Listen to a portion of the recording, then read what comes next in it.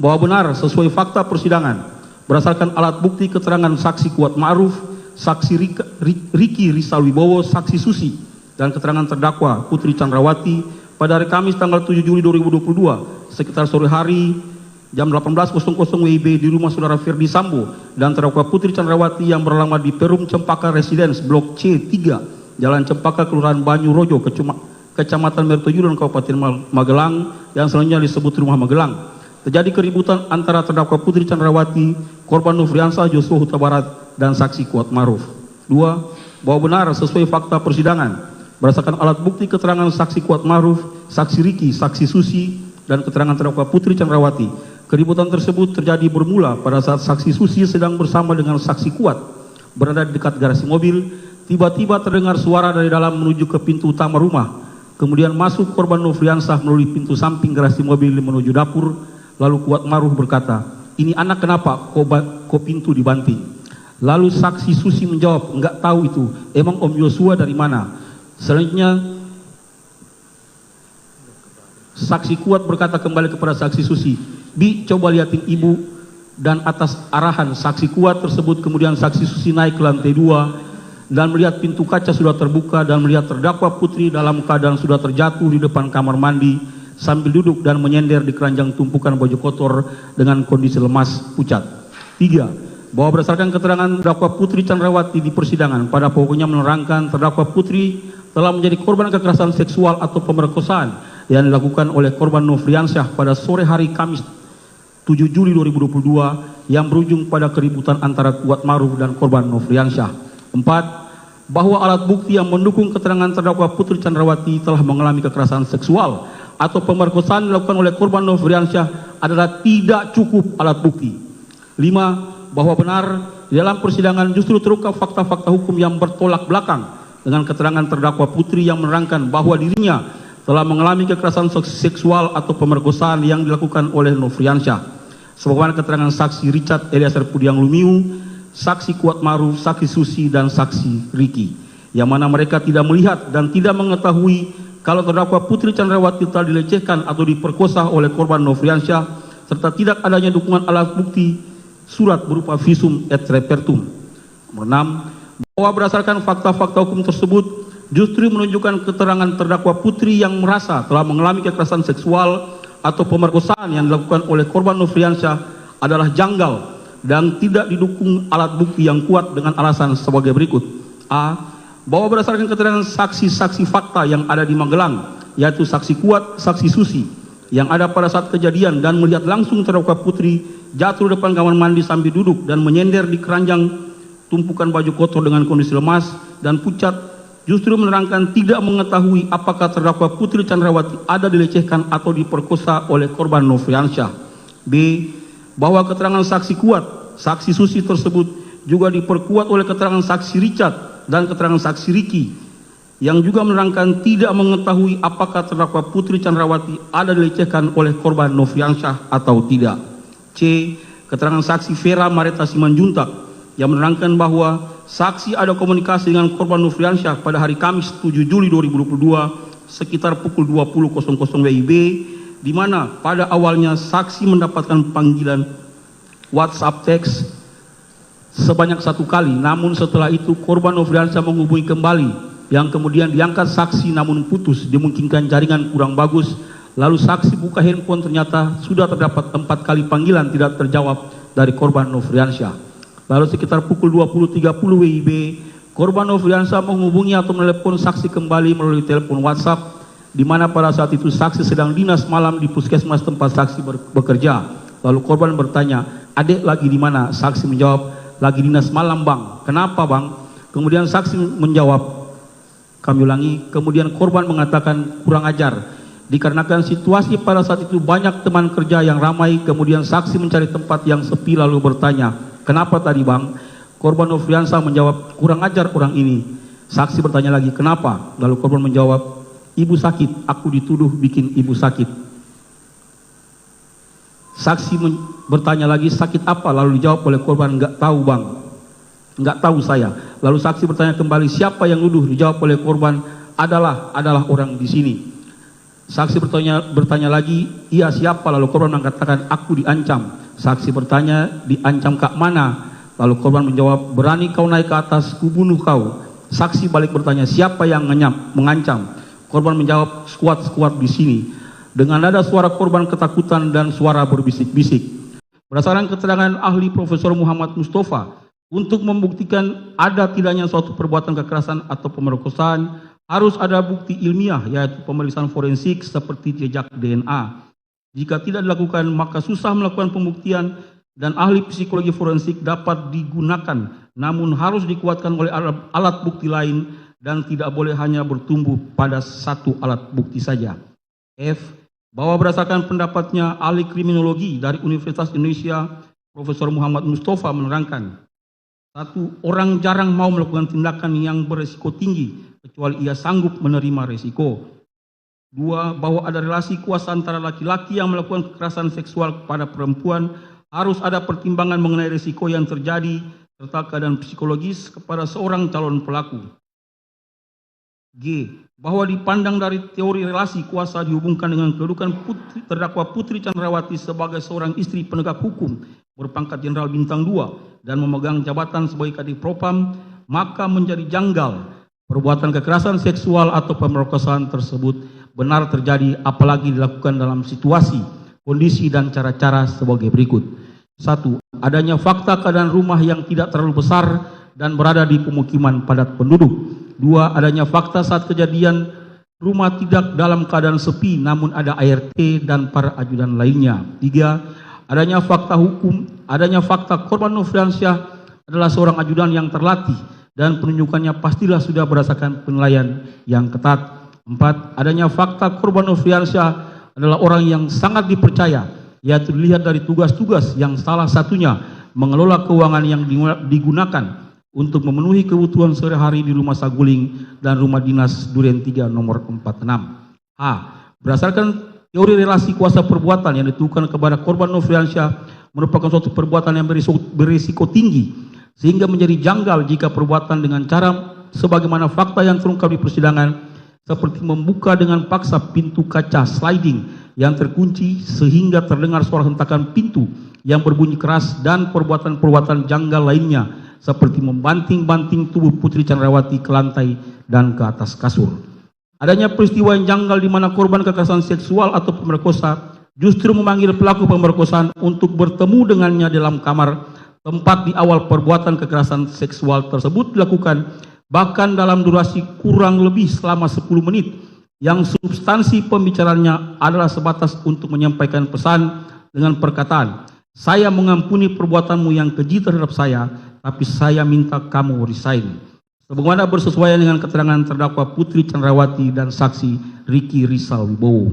J. Adanya kejanggalan di mana korban kekerasan seksual atau pemerkosaan justru diajak lagi pergi bersama melakukan isolasi mandiri di tempat yang sama dengan pelaku kekerasan seksual, yaitu di Rumah Duren 3 nomor 46, tanpa memiliki rasa trauma dan ketakutan sebagaimana yang terjadi pada korban pelecehan seksual atau pemerkosaan umumnya.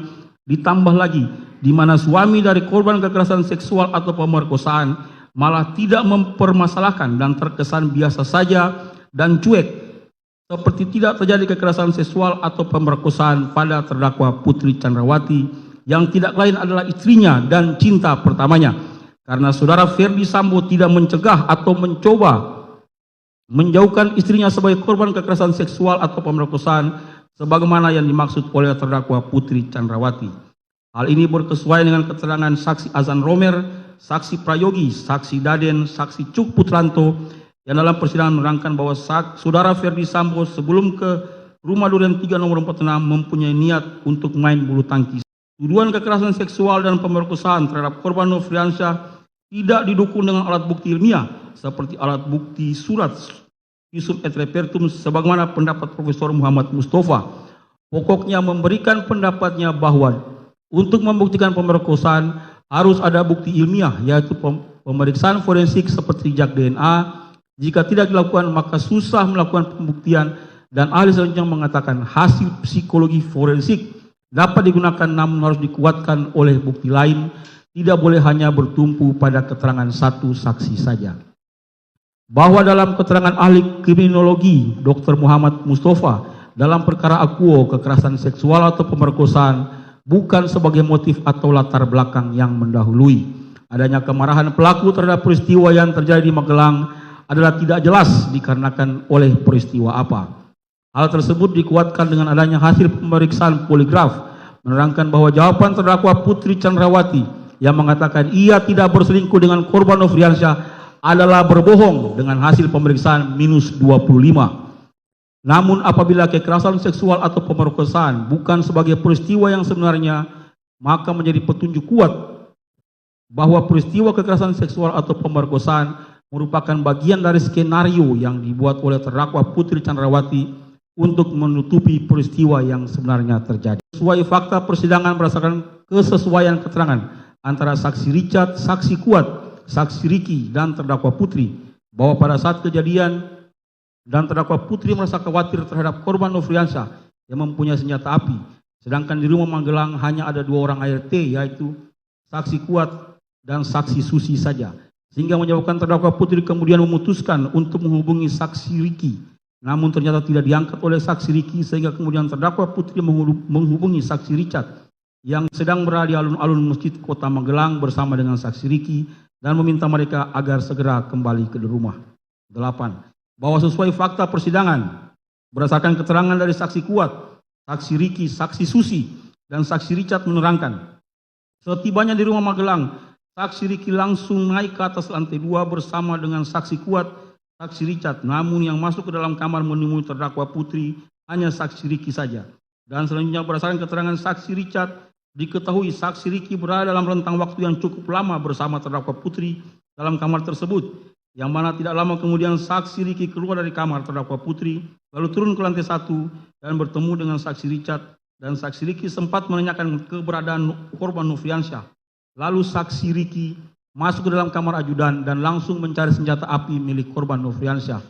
Dan apa yang dilakukan saksi Riki dilihat oleh saksi Richard. Dengan adanya pertemuan antara terdakwa Putri dengan saksi Riki dalam rentang waktu yang cukup lama, sebelum saksi Riki mengambil tindakan mengamankan senjata milik korban Nofriansyah, mengisyaratkan bahwa tindakan tersebut seharusnya merupakan persetujuan dari terdakwa Putri. Terlebih lagi dihubungkan dengan fakta bahwa senjata api tersebut kemudian diamankan dalam kamar anak terdakwa Putri Chandrawati, yang tidak mungkin dilakukan oleh saksi Riki tanpa adanya persetujuan dari terdakwa Putri Chandrawati. Dengan demikian, hal ini kembali menegaskan isyarat adanya kehendak terdakwa Putri Chandrawati untuk melucuti senjata api korban Nofriansyah Yosua Huta Barat dan bukan atas inisiatif sendiri dari saksi Riki Rizal Wibowo.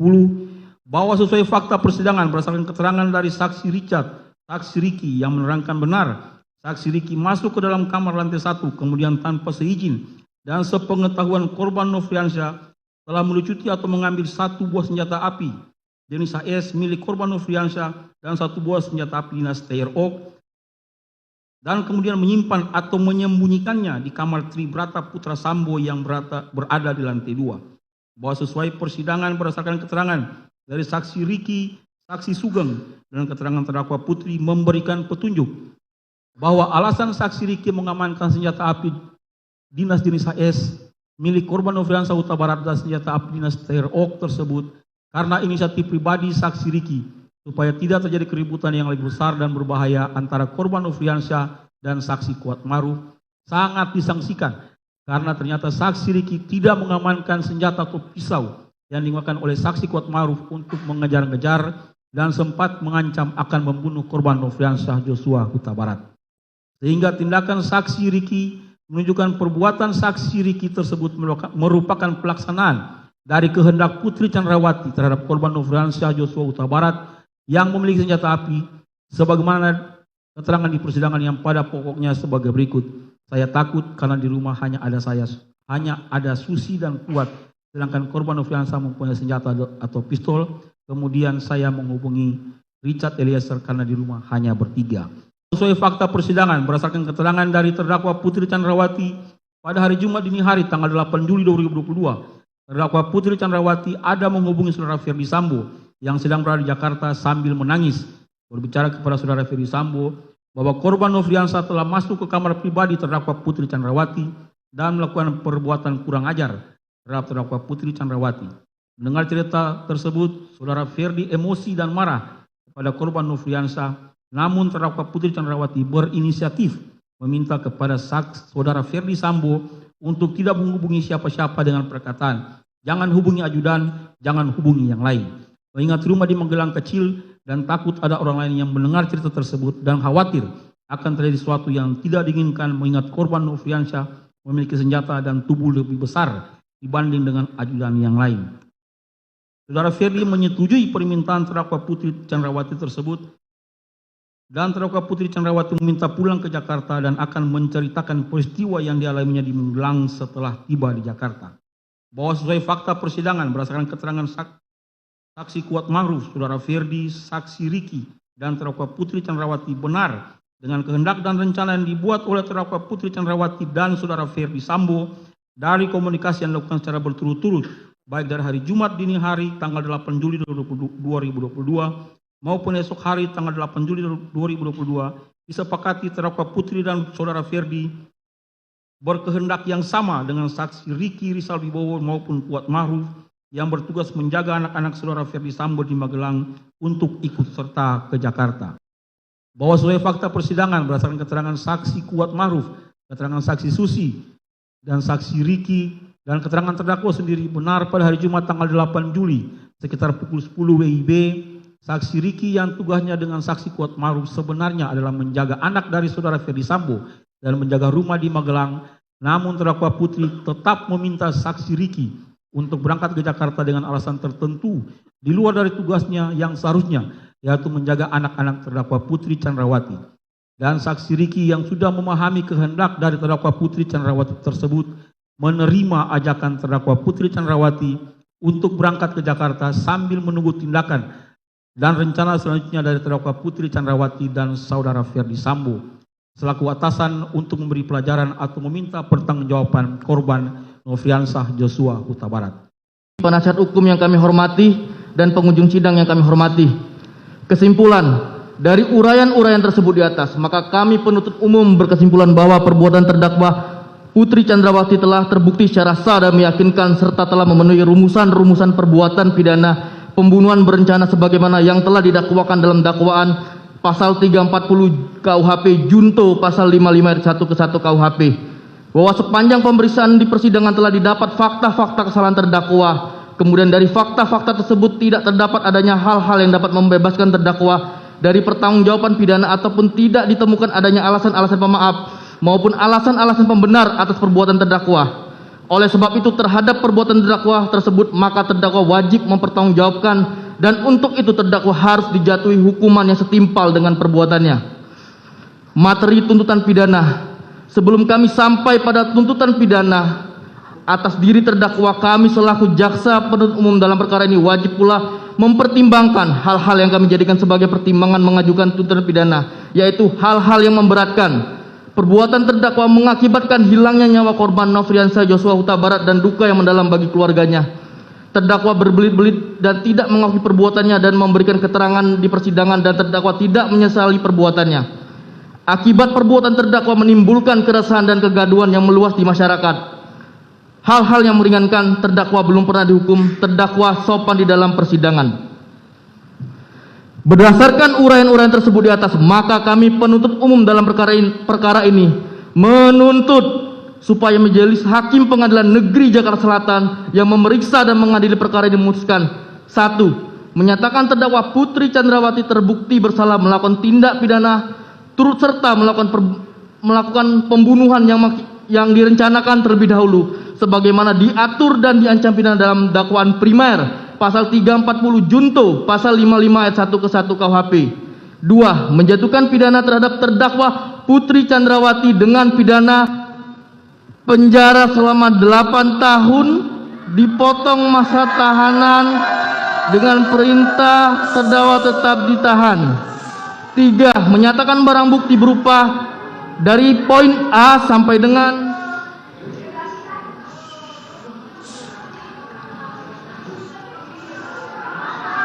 poin 83 dikembalikan kepada jaksa penuntut umum untuk dipergunakan dalam perkara atas nama terdakwa Richard Eliezer Pudihang Lumiu. 4. Menetapkan kepada terdakwa Putri Candrawati dibebani membayar perkara sebesar Rp5.000. Demikian tuntutan pidana yang kami bacakan dan diserahkan dalam sidang hari ini Rabu tanggal 18 Januari 2023. Mohon untuk pada pengunjung untuk tenang atau kami bisa perintahkan untuk saudara dikeluarkan. Mohon untuk tenang. Tolong hargai persidangan. Saudara terdakwa, saudara mengerti atau mau konsultasi pada penasihat hukum saudara? Silakan.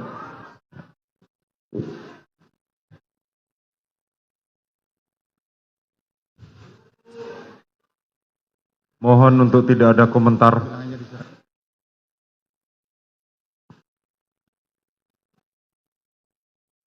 Ya. Mohon izin yang mulia, saya serahkan ke penasihat hukum saya. Bagaimana? Saya serahkan kepada penasihat hukum saya. Oh, serahkan pada penasihat hukum. Baik.